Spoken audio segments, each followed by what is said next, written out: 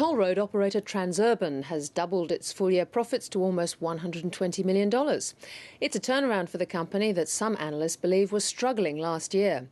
Last week, its major stakeholder, the Canadian Pension Board, sold 170 million shares in the company, but Transurban says growth forecasts are strong. Emily Stewart reports.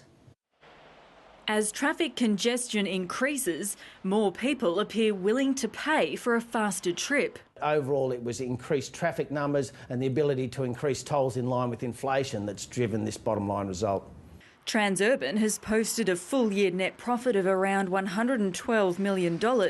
That's double last year's figure. I think generally the result was very solid and in line with expectations. It's fair to say it's fairly boring, but in infrastructure we often say boring is good. Chief Executive Chris Lynch says it's down to increased revenue and the containment of costs.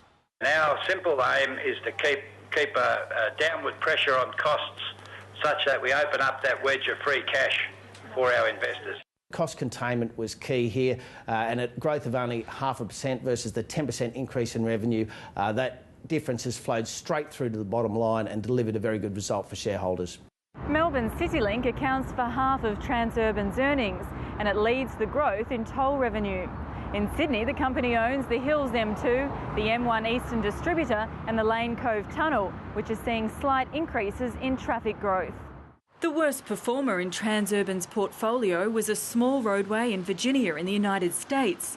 But the company is keen to differentiate that asset from its latest project, a ring road around Washington, D.C.